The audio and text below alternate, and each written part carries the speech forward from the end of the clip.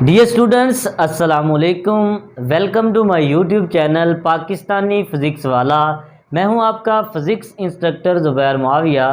तो स्टूडेंट्स, आज हम अपनी इस वीडियो में स्केलर प्रोडक्ट की करैक्टरिस्टिक्स को डिस्कस करेंगे। लास्ट वीडियो में स्टूडेंट हमने स्केलर प्रोडक्ट की फ़िज़िकल एक्सप्लेनेशन को देखा। आज हम देखेंगे कि इसकी करैक्टरिस्टिक्स क्या हैं। तो फर्स्ट करैक्टरिस्टिक्स पे आ जाएं स्टूडेंट, कम्यूटेशन। स्टूडेंट, हमारे पास जो स्केलर प्रोडक्ट होता है, हमारा स्केलर प्रोडक्ट कॉम्यूटेटिव प्रॉपर्टी को होल्ड करता है, यानी कि ए डॉट बी हमारा सेम रिज़ल्ट देता है बी डॉट ए के। ये है स्टूडेंट हमारी कॉम्यूटेटिव प्रॉपर्टी कि हमारे पास क्या होता है कि मैं लिख सकता हूँ कि A dot B which is equal to B dot A. Students, A dot B का रिज़ल्ट जो हमें मिलता है वो एक स्केलर है, एक नंबर है, और बी डॉट ए का भी रिज़ल्ट हमें स्केलर ही मिलता है। तो मैं कह सकता हूँ कि ये दोनों प्रॉपर्टीज़ इक्वल हैं। तो स्टूडेंट्स, हम कॉम्यूटेटिव प्रॉपर्टी को प्रूव भी करेंगे। ए डॉट बी स्टूडेंट हमें पता है कि हमारे पास होता है A B cos of theta, और बी डॉट ए को मैं लिख सकता हूँ B A cos of theta. Students, अगर मैं इधर वेक्टर बना लूँ, मेरे पास स्टूडेंट दो वेक्टर हैं। ये वेक्टर मैं फर्स्ट मान लेता हूँ, इसको नेम दे देता हूँ ए का, और ये हमारा सेकंड वेक्टर है बी। लास्ट वीडियो में भी स्टूडेंट हमने डिस्कस किया था। मैं क्या करूँगा कि स्टूडेंट, ये तो चलो एंगल बना लेते हैं। मैं क्या करूँगा कि मैं सेकंड वेक्टर का प्रोजेक्शन लूँगा, सेकंड वेक्टर का प्रोजेक्शन लूँगा कौन से वेक्टर पर? वेक्टर ए पर। डॉट प्रोडक्ट में स्टूडेंट हम फर्स्ट वेक्टर के ऊपर प्रोजेक्शन ले लेते हैं, किसका? सेकंड वेक्टर का। तो इसे हम नाम दे देते हैं, ए का एक्स कंपोनेंट है, सॉरी बी का ये हमारे पास एक्स कंपोनेंट है, और अगर मैं बी का वाई कंपोनेंट बनाना चाहूँ तो ये हमारे पास होगा बी का वाई कंपोनेंट। तो स्टूडेंट्स, डॉट प्रोडक्ट में हमारे पास क्या होता है कि ए यानी कि फर्स्ट वेक्टर का मैग्नीट्यूड और सेकंड वेक्टर का कौन सा कंपोनेंट? वो कंपोनेंट जो फर्स्ट वेक्टर की डायरेक्शन में हो, यानी कि बी का एक्स कंपोनेंट। तो हमारे पास बी एक्स स्टूडेंट हमें पता है कि होता है बी कॉज ऑफ थीटा। इसे ए डॉट बी हम नेम दे देते हैं, और ये हमारे पास है इक्वेशन नंबर 1। अब नेक्स्ट चलते हैं B dot A. B dot A में स्टूडेंट मैं सेम उसी तरीके से वेक्टर बनाऊंगा, ये और ये। अब मैं क्या करूँगा कि हमारे पास, अब मैं क्या करूँगा स्टूडेंट्स, ये हमारे पास एंगल है, ये वेक्टर ए है और ये बी है। अब हमने क्या करना है कि हमारे पास पहले ये फर्स्ट था, ये सेकंड था। अब क्या करेंगे, ये सेकंड वेक्टर है और ये हमारे पास बी है जो वो फर्स्ट वेक्टर है। हम क्या करेंगे कि सेकंड वेक्टर का प्रोजेक्शन लेंगे। हमें पता है कि स्केलर प्रोडक्ट में सेकंड वेक्टर का प्रोजेक्शन लेते हैं वेक्टर यानी कि फर्स्ट वेक्टर के ऊपर।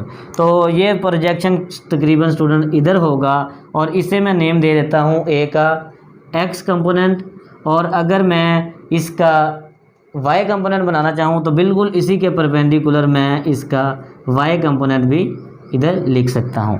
तो ये हमारे पास सेकंड वेक्टर के मैंने प्रोजेक्शन ले लिया।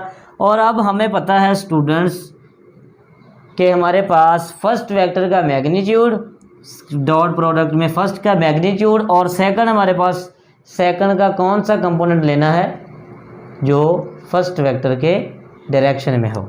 तो वो हमारे पास है ए का एक्स कंपोनेंट, और हमें पता है कि ए का एक्स कंपोनेंट हमारे पास होता है ए कॉज ऑफ थीटा।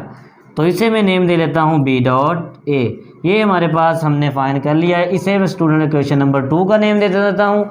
तो students, A dot B which is equal to A B cos theta और B dot A which is equal to B A cos theta, इसे हमने प्रूव कर लिया है। अब हम देखेंगे कि किस तरह ये कॉम्यूटेटिव प्रॉपर्टी को होल्ड करता है। कौन सा प्रोडक्ट? हमारा स्केलर प्रोडक्ट। तो स्टूडेंट्स, मैं लिख सकता हूँ ए बी, हमें पता है कि एक स्केलर है which is equal to B dot A.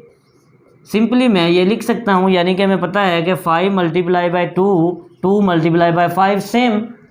तो मैं A dot B, A B और बी ए इक्वल लिख सकता हूँ। तो स्टूडेंट्स, अगर A B B A same ही है तो मैं क्या कर सकता हूँ कि हमारे पास इधर बी ए है, मैं इसकी जगह क्या पुट कर सकता हूँ?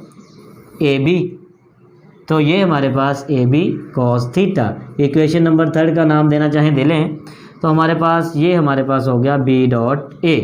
तो स्टूडेंट इक्वेशन नंबर 3 और इक्वेशन नंबर 1 को चेक करें। A dot B which is equal to A B cos theta, B dot A which is equal to A B cos theta. तो हमारे पास राइट हैंड साइड में दोनों तरफ क्या है, सेम है, A B cos theta, A B cos theta. तो मैं क्या कर सकता हूँ, मैं राइट हैंड साइड सेम है तो मैं लिख सकता हूँ कि इसकी लेफ्ट हैंड साइड भी सेम होगी। फ्रॉम इक्वेशन 1 एंड 3 आप लिख सकते हैं हमारे पास A dot B which is equal to B dot ए।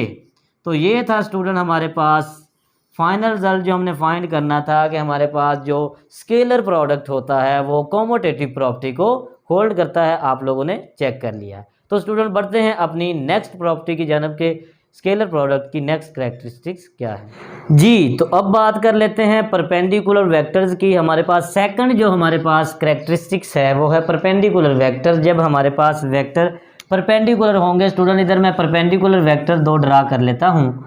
ये मान लें कि हमारे पास वेक्टर ए है और ये बी है और इनके दरमियान परपेंडिकुलर के केस में एंगल 90 होता है। तो हमें पता है, हम पढ़ चुके हैं कि A dot B which is equal to A B cos of theta, यानी कि हमारा scalar product A B cos of theta. तो students in case of perpendicular vector हमारे पास कॉस जो थीटा है वो है 90। तो कॉस 90 आप लोगों ने स्टूडेंट याद रखना है कि कॉस 90 पे हमें कौन सी वैल्यू देता है, 0। तो 0 पुट करेंगे तो हमारे पास जो आंसर हमें मिलेगा वो है 0। तो आप लिख सकते हैं कि हमारे पास जो इन केस ऑफ परपेंडिकुलर वेक्टर जो हमारे पास स्केलर प्रोडक्ट होता है वो 0 होता है। तो स्टूडेंट्स अब बात कर लेते हैं पैरेलल वेक्टर के केस में। अब मैं वेक्टर 2 बना लेता हूं जो हमारे पास हैं पैरेलल, यानी कि ये वेक्टर ए है और ये वेक्टर बी है। तो इनका स्केलर प्रोडक्ट क्या होगा इसे हम डिस्कस करेंगे। A dot B which is equal to A B cos of theta, simple. तो हमारे पास स्टूडेंट्स इधर थीटा क्या है in case of parallel vector, क्या है स्टूडेंट्स, 0। तो कॉस 0 डिग्री पुट करूँगा तो हमारे पास आप लोगों ने स्टूडेंट्स याद रखना है कि कॉस 0 पे हमें वैल्यू देता है 1। तो ये हमारे पास हो गया ए बी जो कि मैक्सिमम वैल्यू हमें गिवन है, दी है इसने, A B A dot B in case of parallel vector हमें मैक्सिमम वैल्यू देता है। ये था हमारा पैरेलल वेक्टर के केस में रिजल्ट और ये है हमारा in case of perpendicular vector जो हमारे पास ए डॉट बी का परपेंडिकुलर वेक्टर 0 मिला है।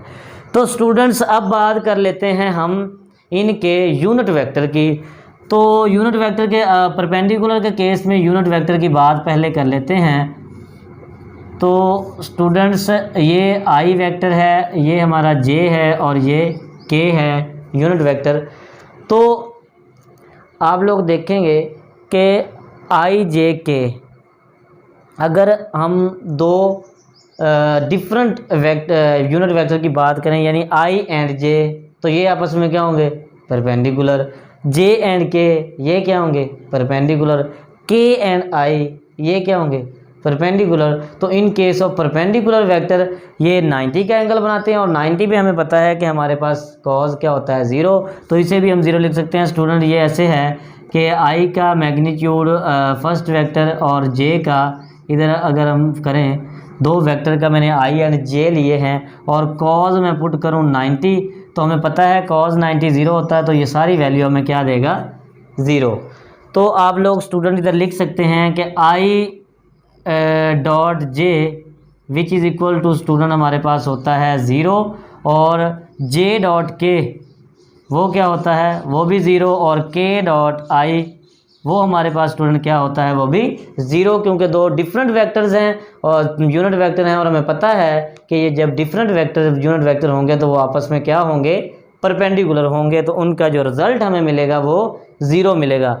तो बात कर लेते हैं पैरेलल वेक्टर के केस में कि यूनिट वेक्टर के केस में अगर बात करें तो इधर बना लेते हैं, ये चलो रेड से मैं बना देता हूँ। पैरेलल वेक्टर के केस में क्या होगा कि जब पैरेलल हैं तो ये अगर वेक्टर आई है तो इसी की डायरेक्शन में ही होगा पैरेलल, ये भी आई होगा क्योंकि एक्स एक्सिस में पता आई यूनिट वेक्टर होता है।